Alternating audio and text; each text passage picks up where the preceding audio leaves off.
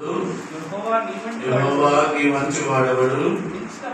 మించిన బలము గల వారి చేత నుండి దీనులను దోచుకుని వారి చేత నుండి దీనులను దరిద్రులను విడిపించువాడవు నీవే అని నా ఎముకలన్నీ చెప్పుకొనెను.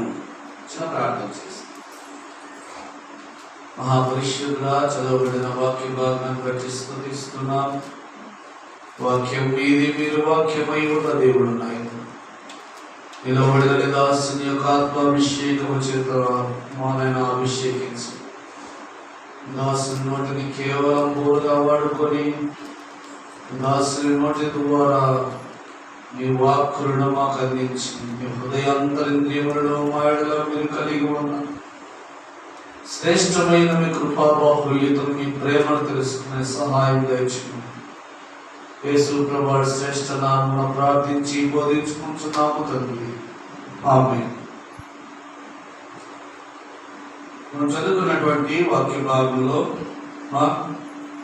మించిన బలము గల వారి చేత నుండి దీనులను దోచుకుని వారి చేత నుండి దీనులను దరిద్రులను విడిపించువాడు ఎవరంట?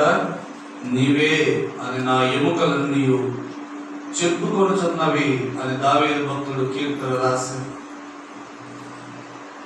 మించిన బలము గల వారి చేతిలో ఈ లోకంలో కూడా చాలా మంది మించిన బలము కలిగిన వారు ఉన్నారు. వారు దీనులను తమ చేత చెక్కించుకున్నప్పుడు దీనులు విడిపింపబడిన వల్ల విలవిల తనకలాడేటువంటి పరిస్థితి ఈ లోకంలో ఉంది.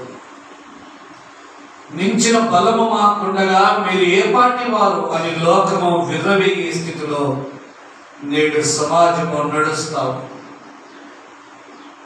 మించిన బలము గల వారి చేతిలో నుండి దీనులను దరిద్రులను విడిపించువాడు దేవుడకు యెహోవాయే తప్ప ఎవరునూ లేదు.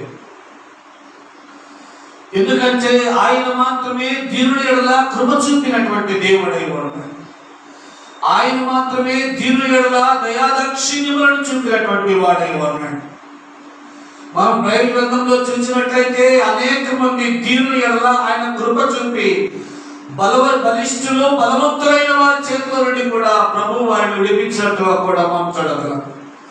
కొంతమంది భక్తులను మాత్రం నేను మీకు చూపించి త్వరగా ముందుకు వెళ్ళిపోతాను. న్యాయాధిపతుల గ్రంథము 6వ అధ్యాయం. న్యాయాధిపతుల గ్రంథము 6వ అధ్యాయం. మనకందరికీ తెలిసినటువంటి మాట ఇది. 1 నుండి 6వ వచనములు. ఇశ్రాయేలీయులు యెహోవా దృష్టికి దోషులైనందున యెహోవా 7 ఏళ్లు వారిని మిద్యానీయులకు అప్పగించారు.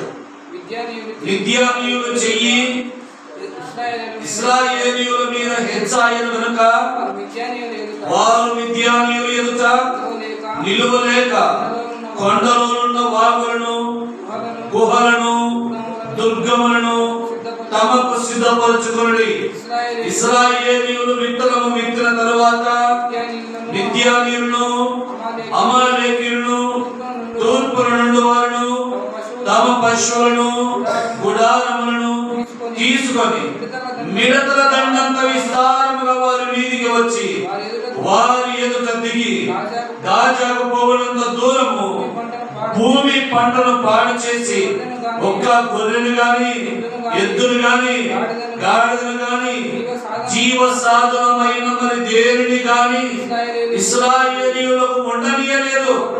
వారును వారి ఒంటెలను లెక్కలేక ఉండను. దేశమును పాడు చేయుటకు వారు దానిలోనికి వచ్చింది. ఇశ్రాయేలీయులు మిద్యానీయుల వలన మిక్కిలి హీన దశకు వచ్చినప్పుడు వారు యెహోవాకు మొరపెట్టారు. ఏమైందంట? మిద్యానీయుల చేతిలో దేవుడు ఇశ్రాయేలును అప్పగించగా మిద్యానీయుల చెయ్యి వారి మీద ఎట్లుందంట? హెచ్చుగా ఉంది. వారు ఏం చేస్తున్నారో చూడండి. వారు వారి పంట పొలాల గుండా వస్తే వారు వచ్చి ఇలా వెళ్ళిపోతే చాలు, ఆ పంట పొలాల్లో ఏది కూడా మిగిలేదు కాదు వారికి. వారి గ్రామం గుండా, వారి గ్రామాల గుండా, వారి పట్టణాల గుండా మిద్యానీయులు అమాలేకీయులు ఇలా వచ్చి వెళ్తే చాలు, వారి పశువుల కొట్టాల్లో పశువులు ఉండేవి కావు, వారి ధాన్యాగారాల్లో ధాన్యం ఉండేది కాదు. వారి గొర్రెలు, వారి ఎద్దులు, వారి యొక్క సమస్తములు, వారి జీవన సాధనమైన వాటన్నిటిని మిద్యానీయులు అమాలేకీయులు వచ్చి ఏం చేసేవారంట? ఎత్తుకొని వెళ్ళిపోయే వాళ్ళు అంతే. ఇంకా ఇలా ఎత్తుకొని వెళ్ళిపోతా ఉంటే వారి బలిష్టమైన హస్తం క్రింద మీరు నలిగిపోతా ఉంటారు. అయ్యో వీరి నుండి మమ్మల్ని రక్షించడం ఎవరు లేరా అని అనేక వారు అమలార్చినట్టుగా మనం చూస్తా ఉన్నారు. మిద్యానీయులను చూడండి, వారు ఎంత హెచ్చరిక చేయగలిగి ఉన్నారు. వారు ఇశ్రాయేలు వారందరినీ దోచుకొని వెళ్ళిపోతా ఉన్నారు. వారి పంట పొలాలు కూడా నడుచుకుంటూ వెళ్తే ఇదిగో ఇశ్రాయేలు ఒక ధాన్యం పిండి కూడా మిగిలేదు కాదు. అంత భయంకరంగా చెప్పబడ్డారు. ఇదిగో ఇంటి బలిష్టమైన హస్తం కింద ఇంటి దుర్మార్గులు, ఇంటి అన్యాయస్తులైనటువంటి మిద్యానీయులు అమాలేకుల నుండి విడిపించమని ఇశ్రాయేలీయులు ఏం చేశారంట? వారు యెహోవాకు మొరపెట్టారు. ఎవరికి మొరపెట్టారంట? దేవునికి మొరపెట్టారు. ఇశ్రాయేలు ఇంత బలిష్టమైనటువంటి వారి చేతి కింద ఉండగా, ఇంత దోచుకొని వారు అన్యాయస్తులైన బలిష్టమైన హస్తముల కింద ఉండగా, దేవుడు యెహోవాకు వారు మొరపెట్టగా దేవుడు వారి మొర ఆలకించి గిద్యోను ఒక యోధుడిని లేపి ఇశ్రాయేలీయులు అమాలేకీయులు మిద్యానీయుల చేతిలో నుండి గిద్యోను తన భక్తుల ద్వారా విడిపించినట్టుగా ఈ 6వ అధ్యాయం అంతా 7వ అధ్యాయం అంతా మీరు చదివితే మిగిలిన తర్వాత మీకు అర్థమవుతుంది. కాబట్టి మించిన బలము కలిగిన వారమని వారు అనుకున్నారు. మిద్యానీయులు అనుకున్నారు ఇశ్రాయేలుని ఎవడు మా చేతిలో నుండి విడిపించగలడని వారు అనుకున్నారు. మిద్యానీయులు అమాలేకీయులు అనుకున్నారు మా హస్తము వీరిపైన బలిష్టంగా ఉంది, మా హస్తము బలంగా ఉంది, మేము బలవంతులమై ఉన్నాము, ఇశ్రాయేలీయులు బలహీనులై ఉన్నారు, ఇక ఇశ్రాయేలుని ఎవడు మా చేతిలో నుండి విడిపిస్తాడని వారు అనుకున్నారు. కానీ వారు దేవునికి మొరపెట్టారు. వారి దేవుడే వారిని మిద్యానీయులు అమాలేకీయులను వారి చేతిలో నుండి విడిపించబడినట్లుగా గిద్యోను ఒక యోధుని లేపి ఆ యోధునికి కొంతమంది సైన్యమును జతపరిచి ఈ మిద్యానీయులు అమాలేకీయుల మీదికి పోగా వారు వారిని జయించి ఇశ్రాయేలీయులను విడిపించినట్లుగా దైవ గ్రంథంలో మనం చదువుకుంటామా? కనుక గమనించండి అయ్యా, గమనించండి. ఇదిగో మించిన బలము గల వారి చేతిలో నుండి దీనులను దరిద్రులను విడిపించువాడు మన దేవుడే తప్ప మరి ఎవరు లేరు. మనం అనుకుంటూ ఉండవచ్చు ఈ లోకంలో కూడా ఇంత బలిష్ఠులైన వారితో మనం పోరాడుతూ ఉన్నాము, ఇంత శక్తివంతులైన వారితో మనం పోరాడుతూ ఉన్నాము, మనకెక్కడ విజయం వస్తుంది, మనకి ఎలాగ విజయం లభిస్తుంది, మనం వారితో పోరాడగలమా, వారి బలం ఏమిటి మన బలం ఏమిటి, వారి శక్తి ఏమిటి మన శక్తి ఏమిటి, కొండలు మనము ఢీ కొట్టగలమా అని అనేకులు అనుకుంటూ ఉంటారు. ఇలా కూడా ఏం పర్వాలేదు, మీరు మీ దేవుడైన యెహోవా వైపు తిరిగి ప్రార్థన చేసి ఆయనకు మొరపెట్టిన యెడల నీ వలన కార్యమును సైతము ఆయన సాధ్యపరిచి నీకు చూపించేవాడుగా ఉన్నాడు. కనుక మించిన బలము గల వారి చేతుల నుండి దీనులను దరిద్రులను పైకి లేవనెత్తువాడు ఆయనే. కనుక ఇశ్రాయేలీయులు తమ దేవుని వైపు తిరిగి మొరపెట్టగా ఇశ్రాయేలీయులను మిద్యానీయులు అమాలేకీయులను వారి శత్రువుల చేతిలో నుండి, బలిష్ఠులైన వారి విరోధుల చేతిలో నుండి దేవుడు యెహోవా వారిని విడిపించినట్టుగా మనం చూస్తూ ఉన్నాం. కనుక గమనించండి, నీవు నేను మనము కూడా ఎట్టి బంధకములో బంధింపబడి మనను నీవు నేను పోరాడునది ఎంతటి బలిష్ఠులతో అయినను ఎంత శక్తిలో వారితో అయినను నీవు నీ దేవుడికి మొరపెడితే చాలు ఆయన సహాయం చేసి నిన్ను ఆదుకునేవాడుగా ఉంటాడు. ఆయన ఆ యొక్క బలిష్ఠులైన ఆ దుర్మార్గులైన అన్యాయస్తులైన వారి చేతిలో నుండి నిన్ను రక్షించడానికి నీ ప్రభువు సామర్థ్యమైనటువంటి దేవుడై ఉన్నాడు. కనుక విషయాలు మనం జ్ఞాపకం చేసుకున్నాం. మించిన బలము గల వారి చేతిలో నుండి దీనులను దరిద్రులను విడిపించేవాడు యెహోవాయే అనే సంగతి మనం మరచిపోకూడదు. మరొక విషయాన్ని కూడా నేను చూపించి నేను ముందుకు వెళ్ళిపోతాను. ఎస్తేరు గ్రంథం 5వ అధ్యాయం, మనందరికీ తెలిసినటువంటి విషయం ఇది.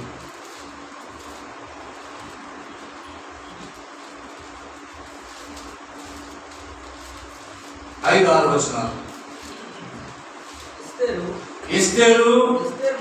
ఎస్తేరు మాట ప్రకారముగా జరుగునట్లు హామాను చేయవలన నీవు తలపెట్టినని రాజు సెలవేగా రాజును హామాను ఎస్తేరు చేయించిన విందునకు వచ్చి రాజు ద్రాక్షారసము విందుకు కూర్చుండి ఎస్తేరును చూచి నీ కోరిక ఏమిటి అది నీకు అనుగ్రహింపబడును, నీ మనవి ఏమిటి అది రాజ్యంలో సగం మట్టుకైనను చేయబడునని చెప్పగా ఎస్తేరు ఈలాగు ప్రత్యుత్తరం ఇచ్చెను. రాజువైన తమ దృష్టికి నాయకుల దయ కలిగి నా మనవి చొప్పును నా కోరిక చొప్పును జరిగించటకు రాజువైన తమకు అనుకూలమైతే రాజువైన తామును హామానును మీ నిమిత్తము నేను చేయబోవు విందులకు రావలను. రాజువైన తాము చెప్పినట్లు రేపటి దినమున నేను చేయుదును, ఇదే నా మనవియు నా కోరికయు అనండి. ఒక విషయాన్ని నాకు చెప్పనివ్వండి. మొర్దెకై అని ఒక భక్తుడు ఉన్నాడు. ఈ భక్తుడు గర్విష్ఠుడును ముఖాభియుడైనటువంటి హామాను అని వారి ఎదుట సాగిలపడలేదు. రాజు ఎదుట సాగిలపడుతూ ఉన్నాడు, మిగతా అధికారులందరూ ఎదుట సాగిలపడుతూ ఉన్నాడు, అందరికీ గౌరవంగా ఆయన బ్రతుకుతా ఉన్నాడు. గర్విష్ఠుడైన ఈ హామాను గురించి మొర్దెకై కొంత నిరుత్సాహంగా ఉన్నాడు కనుక వాడి ఎదుట సాగిలపడలేదు. హామాను వారికి బహు కోపం వచ్చింది.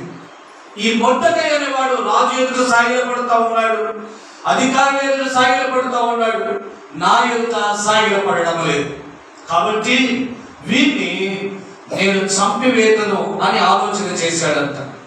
రెండవది వాడు ఏమని ఆలోచన చేశాడంటే, నా పదవికి నా హోదాకు నా శక్తికి నా బలమునకు మొర్దెకై ఒకరిని చంపితే ఏం ప్రయోజనము, యూదా జనమంతటిని చంపుదును అని తన హృదయంలో తీర్మానం చేసుకోండి. వీరికి ఎంత గర్వం చూడండి. ఈ హామాను అనేవాడు సైన్యాధిపతిగా ఉన్నాడు. ఈ సైన్యాధిపతిగా ఉన్నటువంటి ఈ హామాను ఇదిగో ఎంత ఘోరంగా ఆలోచన చేశాడో చూడండి. ఇదిగో నేను ఏం చేసినా, నేను ఏది చేసినా జరుగుతుంది కదా, రాజు నా పక్షంలో ఉన్నాడు, ప్రభుత్వం నా పక్షంలో ఉన్నది, రాజు నా మాట వింటాడు, నేను ఏది జరిగిపోమంటే జరిగిస్తాడు, నేను ఏది చేయమంటే అది చేస్తాడు కదా అనే ఉద్దేశంతో హామాను మీద ఉన్న కోపాన్ని కొంత యూదా ప్రజలందరి మీదకి మళ్లించాడు. ఎంత దుర్మార్గుడో చూడండి. ఇప్పుడు గమనించండి, యూదులకు వచ్చినటువంటి ఈ శ్రమ, యూదులకు కలిగినటువంటి ఈ బాధ హామాను అను రాజరికపు సంస్థానమందు రాజు సముఖమందు నిలవబడే ఈ బలశూరుడైనటువంటి హామానును ఎదిరించే శక్తి ఇశ్రాయేలీయులకు ఉందా? యూదా జనాంగానికి ఉందా? ఏమాత్రం లేదు. ఎందుకంటే హామాను రాజ సంస్థానంలో రాజసముఖమందు ఉండేటువంటి వారు, రాజు యొక్క సేనాధిపతిగా నివసిస్తున్నటువంటి వారు, ఎంతో గొప్ప పదవిలో ఉన్నటువంటి వారు. ఇటువంటి కబంధ హస్తముల నుండి యూదులను రక్షించడం మార్గమే వారికి కనబడలేదు. యూదులను విమర్శించడం వారికి మార్గమే కనబడలేదు. ఈ స్థితిలో భక్తుడు మొర్దెకై రాణి అయిన ఎస్తేరు యొద్దకు వెళ్ళాడు. ఎస్తేరు విషయాన్ని చెప్పాడు. అమ్మా, ఇలా ఉన్నది, హామాను వాడు కుట్రపన్ని వాడు నా మీద కోపంతో యూదులందరినీ సంహరింపబడని వాడు చూస్తూ ఉంటాడు. కాబట్టి ఇదిగో నీవేదైనా సహాయం చేయమన్నాడుగా. ఆమె అన్నది, నేనేం చేయగలనయ్యా అన్నాడు. ఒకసారి వెంటనే మొర్దెకై అన్నాడు, అమ్మా, ఈ క్షణము కొరకే, ఈ దినము కొరకే నీవు ఆ రాణి స్థానానికి వచ్చావు, ఒకసారి ఆలోచన చేసుకో. ఒకవేళ నీ నుండి సహాయం యూదులకు అందకపోతే వేరొక దేవుడు యూదులకు సహాయాన్ని పంపుతాడని ఆమెతో అని వచ్చాడు. ఎస్తేరు 3 దినములు ఉపవాసం నుండి తాను తన చరికత్తలు ప్రార్థన చేశారు. యూదా జనమంతా ఎస్తేరు కొరకు ప్రార్థన చేశారు. అయ్యా, రాజు పిలవకుండా రాజ సన్నిధికి నేను వెళ్ళకూడదు, రాజు అనుమతి లేకుండా రాజ సముఖములకు నేను వెళ్ళకూడదు. ఇదిగో మీరు చెబుతా ఉన్నారు, మన జాతి, మన యొక్క యూదుల యొక్క జనమంతా నాశనం అయిపోయే పరిస్థితి వచ్చిందని. ఆ బలిష్ఠుడైన హామాను, ఆ దుర్మార్గుడైన హామాను కబంధాస్తముల నుండి విడిపించడం నాకు స్థాయి ఉంది, నాకు ఆ యొక్క శక్తి ఉందని మీరు అంటున్నారు కనుక నేను నా వంతు ప్రయత్నాన్ని చేస్తాను, మీరైతే నా కొరకు ప్రార్థన చేయాలని మొట్టకైతే చెప్పి ఆమె ఎస్తేర్ గ్రంథంలోనే రాయబడి ఉంటుంది. మీరు ఇంటికి వెళ్తారు చదవండి. రాజు పిలువకపోతే రాజ సన్నిధికి వెళ్తే రాణి అయినా సరే మరణం పాలు కావాల్సిందే. ఆ పరిస్థితి ఆ దేశంలో ఉండేది. అయినా ఎస్తేర్ ఒక మాట అన్నది, రాజులను పిలవకపోయినా నేను వెళ్తాను, ఒకవేళ మరణిస్తాను, ఒకవేళ దేవుడు నాకు అవకాశం ఇస్తే యూదులందరికీ రక్షణ తీసుకొస్తారని తీర్మానం చేసి 3 దినాల ఉపవాసం అని దాని తన చరిత్రను ప్రార్థన చేసి యూదా జనులందరూ ఎస్తేరుకు ప్రార్థన చేసి, ఇదిగో న్యాయ వ్యతిరేకముగా ఉన్నప్పటికీ రాజు పిలవకపోయినప్పటికీ రాజసన్నిధికి వెళ్ళింది. రాజు తన దండమును చాపి ఎస్తేరుకు అందించగా ఎస్తేరు యందు రాజుకు దయ పుట్టించాడని దైవ గ్రంథంలో రాయబడి ఉన్నది. ఇది సంగతులన్నింటికి వెళ్తారు. హామాను అని బలిష్ఠుడైన వారి చేతి క్రింద నుండి యూదులను రక్షించడం, ఇదిగో రాజ సంస్థానంలో రాజసముఖమందును నిలబడేటువంటి హామాను కబంధాస్త్రములటువంటి యూదులకు రక్షణ ఎలా కలుగుతుంది, ఎవడు రక్షిస్తాడు, ఎవడు విమోచిస్తాడు? ఆ కాలంలో యూదులందరూ బానిసలుగా బ్రతుకుతా ఉన్నాడు. ఇక మన ప్రాణములకు దిక్కెక్కడ అని ఇశ్రాయేలీయులందరూ కూడా ఏడుస్తూ కన్నీరు విడుస్తూ తమ దేవునికి ప్రార్థన చేయగా ఆయన రాజుకు ఎస్తేరు యందు దయ పుట్టినట్టుగా చేశాడు. ఇదిగో ఇప్పుడు మనం చదువుకున్న వాక్య భాగంలో రాజును ఆమె ఒక విందులకు ఆహ్వానిస్తాం. ఆ విందులో తమకు తమ యొక్క ఆ కుటుంబానికి జరిగేటువంటి అన్యాయాన్ని గురించి రాజులకు తెలియజెప్పగా ఎవడు ఇంటి కుట్ర పన్నినటువంటి వాడని ఎస్తేరుని అడిగితే ఆమె అన్నది, ఇదిగో ఈ హామానే అట్టి కుట్ర పన్నాడని చెప్పగా హామాను మొట్టకై కొరకు 60 మూరల ఎత్తైన ఉరికంబాన్ని చేయించి పెట్టాడు. తాను చేయించిన ఉరికంబాన్ని తననే రాజు ఆయనను తననే హామాన్ని ఉరి తీయించాడు. గమనించండి, మించిన బలము గల వారి చేతిలో నుండి దీనులను దరిద్రులను విడిపించువాడు దేవుడే. ఈనాడు మనమైన అంతే, మన స్థితి అయినా మన పరిస్థితి అయినా ఈ కాలపు పరిస్థితులను బట్టి చూడగా, ఈ విలువల లెక్కను బట్టి చూడగా దీనులకును దరిద్రులకును గడ్డుకాలమే నడుచుచున్నట్టుగా మనకు అనిపిస్తా ఉంది, మనకు తోస్తా ఉంది. న్యాయంగా ప్రవర్తించే వారికి, నీతి న్యాయం అనుసరించి నడిచే వారికి దోషకరమైనటువంటి దినములుగా నేటి దినములు కనబడతా ఉంటారు. న్యాయంగా నడుచువాడికి, యథార్థంగా ప్రవర్తించే వారి ప్రాణములకు ఎవడునో ఉత్తరవాదిగా నిలవబడుతుంది. ఎవడును దీనుని ఎడలను దరిద్రుని ఎడలను పక్షమున నిలబడి రాజసముఖమందు కానీ ఇతర ప్రభుత్వ శాఖల యందు కానీ మాట్లాడగలిగినటువంటి, చెప్పగలిగినటువంటి, వారిని గూర్చి వారి పక్షాన్ని నిలబడగలిగినటువంటి నాయకులు కూడా ఎవరు నేటి దినములలో కనబడడం లేదు. గమనించండి, అట్టి స్థితిలో దీనులను దరిద్రులను తమ చేతుల పైకెత్తి మన ప్రభువుకు తిరిగి, తండ్రి నీవు తప్ప మాకు వేరొక దిక్కులేదని మన ప్రభువుకు చూడవలసిందే తప్ప మానవుడు వాడు ఇంటి పరిస్థితుల్లో సహాయం చేయగలవాడు లేదు. కనుక మించిన బలము గల వారి చేతిలో నుండి దీనులను దరిద్రులను విడిపించువాడు దేవుడే. నేను అనుకుంటా ఉన్నారు అనేక మంది, మాకు మించిన బలం ఉంది, మాకు మించిన శక్తి ఉంది, మాకు మా స్థాయికి మా పరిస్థితులకు మాకు రాజులు మా పక్షమున ఉన్నారు, అధికారులు మా పక్షమున ఉన్నారు, మేమేమైనా చేయగలం అనేటువంటి ధీమాలో కొంతమంది వెలువడుతూ ఉన్నారు. అయ్యా గమనించండి, వారి ఇంటి వారైనా సరే నీ ప్రభు సన్నిధిలో నీవు మొరపెట్టి ప్రార్థన చేయి. ఆయన బలిష్ఠులైన బలత్కార హస్తముల నుండి దీనులను దరిద్రులను విడిపించేవాడుగా ఉన్నాడు. కనుక ఈ లోకములో మన పరిస్థితి కూడా అలాగే ఉంది. ఆత్మీయ జీవితంలో మనము కూడా ఆలోచన చేసినట్లయితే నీకును మన విరోధి అయిన అపవాదికి ఉన్నటువంటి బలిష్టమైన పోరాటములు. మన విరోధి అయిన అపవాది వాడు ఎవరిని మరింగులా అని గర్జించు సింహం వలె తిరుగులాడుతూ ఉన్నాడు. వాడు ఈ లోకములకు వాడు అధిపతి కనుక ఈ లోకములో ఉన్న ప్రతి దానిని వాడు శాసించగల సామర్థ్యమైనటువంటి వాడు.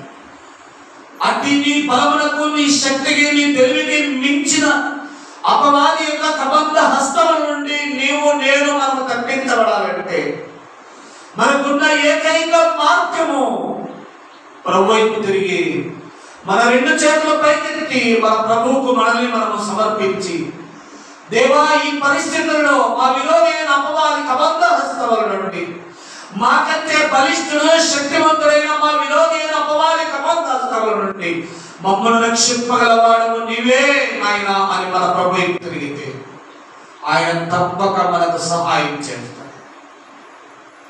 ఆయన మాత్రమే దీనుల పక్షమున నిలవబడేటువంటి వాడు. ఆయన మాత్రమే దరిద్రుల పక్షమున నిలవబడేటువంటి వాడు.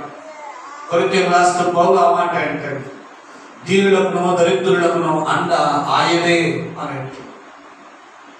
గమనించండి, కనుక మనకు ఏ దిక్కు, మన పక్షమున ఏ దాసులు, ఏ అధికారులు నిలబడకపోయినను మన ప్రభువు మన పక్షమున ఉన్నాడు.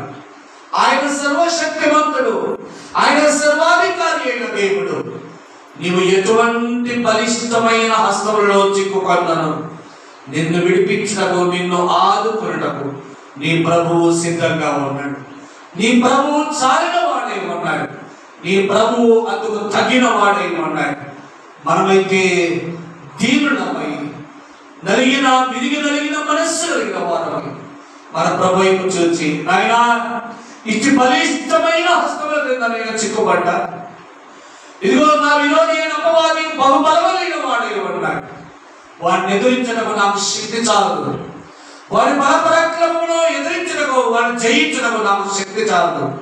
నీవు నాకు సహాయం చేయమని మన ప్రభువుకు మనం మొదలు పెడితే ఆయన మించిన బలము గల వారి చేతిలో నుండి దీనులను దరిద్రులను విడిపించేవాడే ఉన్నాడు.